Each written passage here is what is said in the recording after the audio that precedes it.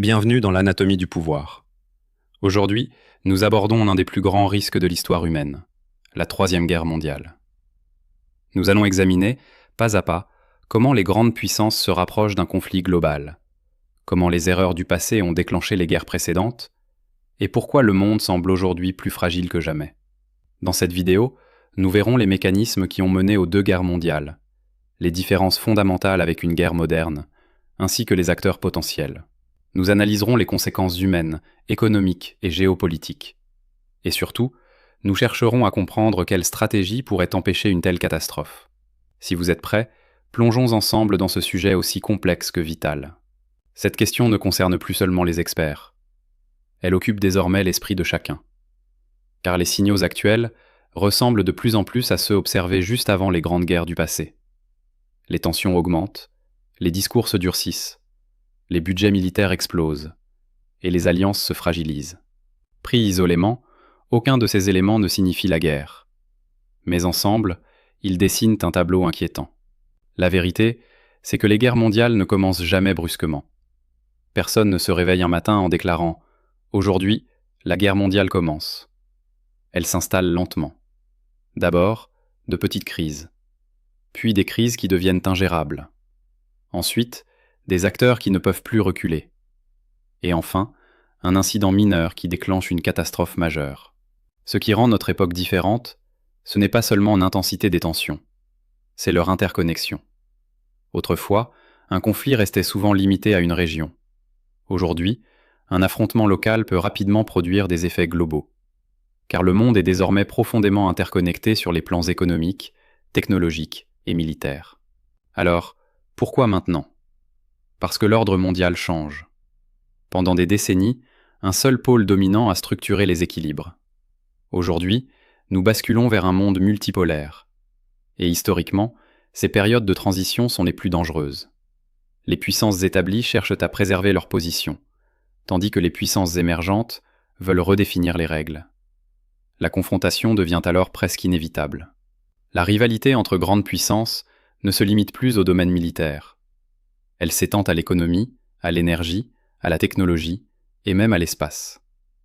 Les guerres commerciales, les sanctions, les crises énergétiques et les conflits régionaux ne sont que différentes facettes d'une même lutte globale. Quand on parle de grandes puissances, on désigne aujourd'hui des États capables d'exercer une influence politique, économique, militaire et technologique à l'échelle mondiale. Les États-Unis restent l'un des acteurs les plus déterminants, grâce à leur leadership au sein de l'OTAN, leur influence sur le système financier mondial et leur puissance militaire. La Chine s'impose comme une superpuissance en pleine ascension, notamment dans l'économie et la technologie. Son influence en Asie-Pacifique, sur les routes maritimes et les corridors énergétiques, alimente sa rivalité avec Washington. La Russie, quant à elle, se distingue par sa puissance militaire, ses exportations énergétiques et son rôle clé dans plusieurs zones de tension, notamment en Europe et au Moyen-Orient. L'Union européenne, en particulier l'Allemagne et la France, agit comme un bloc économique et diplomatique majeur, au cœur des enjeux énergétiques et technologiques. Enfin, d'autres puissances émergent, l'Inde, le Japon et certains pays du Moyen-Orient comme l'Arabie saoudite et l'Iran. Leur influence grandit, notamment sur les questions énergétiques et de sécurité régionale. Au fond, cette rivalité ne se joue pas sur un seul champ de bataille. Elle est globale, multidimensionnelle et profondément interconnectée. Un autre facteur clé, c'est la perte de confiance. Les États se méfient de plus en plus les uns des autres.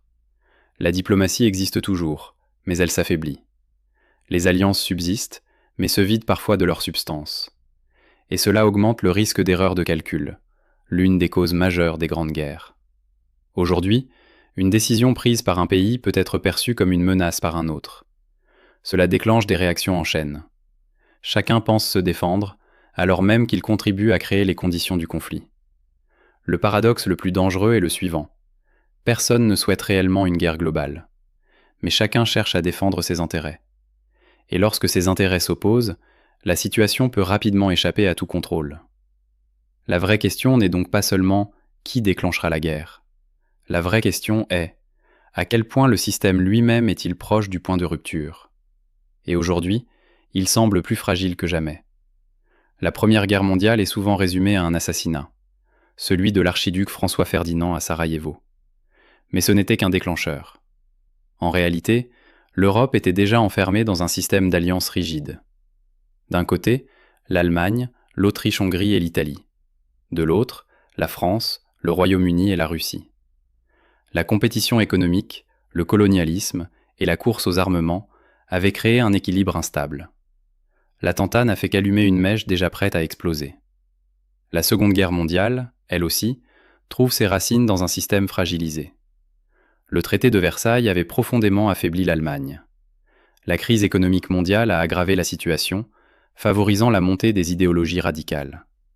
L'arrivée d'Hitler au pouvoir n'était pas un événement isolé, mais le symptôme d'un déséquilibre plus large. Et face à cette montée en puissance, les autres États n'ont pas su réagir à temps. Dans les deux cas, le schéma est similaire. Les guerres ne surgissent pas soudainement. Elles sont le résultat d'accumulation, de tensions, d'erreurs et d'un système instable. La leçon est claire. Lorsque rivalité, crises économiques et méfiance se combinent, le risque de guerre mondiale augmente fortement. Et bien souvent, lorsqu'elle commence, il est déjà trop tard pour revenir en arrière. Aujourd'hui, le monde repose sur une base encore plus complexe. Les conflits ne concernent plus seulement les frontières. Ils touchent l'économie, l'énergie, la technologie et le cyberespace. Ce qui rend la situation plus imprévisible et plus dangereuse. Une troisième guerre mondiale ne ressemblerait pas aux précédentes.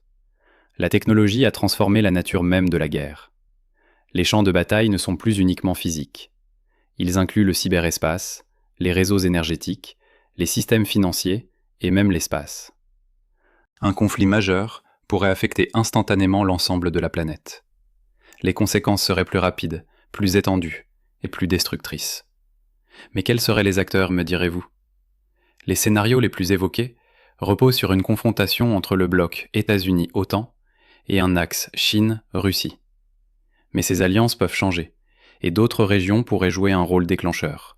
Le Moyen-Orient, les zones riches en ressources énergétiques, ou encore l'Asie-Pacifique. Les facteurs déclencheurs sont multiples. D'abord, les erreurs de calcul.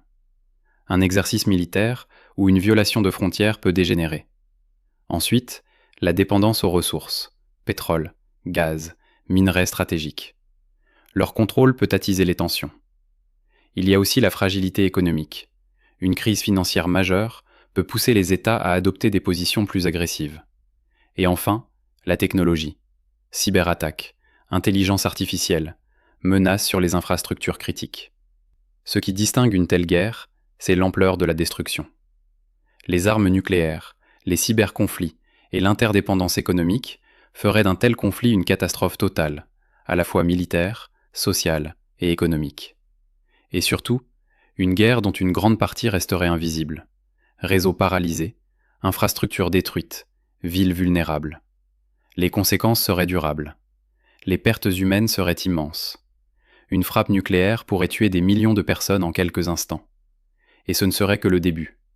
Les radiations provoqueraient des crises sanitaires sur plusieurs générations. Les infrastructures civiles seraient ciblées. L'eau, la nourriture, l'énergie deviendraient rares. Des vagues migratoires massives apparaîtraient, entraînant des crises humanitaires à l'échelle mondiale. Sur le plan économique, l'impact serait tout aussi brutal. Les routes commerciales seraient interrompues. Les prix de l'énergie exploseraient. Les systèmes financiers vacilleraient. Les entreprises feraient faillite. Le chômage grimperait. Et une récession globale s'installerait. Les équilibres mondiaux seraient profondément bouleversés. De nouvelles puissances pourraient émerger, profitant du chaos.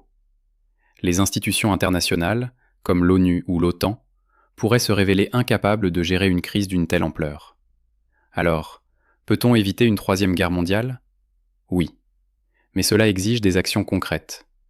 Il faut d'abord renforcer la diplomatie et maintenir des canaux de communication ouverts et transparents. Ensuite, développer des systèmes capables de détecter les crises en amont. Surveiller les risques liés à l'énergie, à l'économie, aux frontières et aux infrastructures critiques. Il est également essentiel de renforcer la coopération internationale et de reconstruire la confiance. Et enfin, sensibiliser les sociétés. Tant que l'opinion publique ne comprend pas les conséquences réelles d'une guerre, la pression sur les dirigeants restera insuffisante. Si ces conditions sont réunies, il devient possible d'éviter le pire. Mais cela demande une volonté forte et une lucidité collective. Aujourd'hui, le monde est à un tournant. Le risque de guerre est réel. Mais l'opportunité de l'empêcher existe encore. La question est simple. Saurons-nous la saisir ou répéterons-nous les erreurs du passé? Et vous, qu'en pensez-vous? Partagez votre avis en commentaire. N'oubliez pas de vous abonner à la chaîne et d'aimer la vidéo pour soutenir le contenu. À bientôt.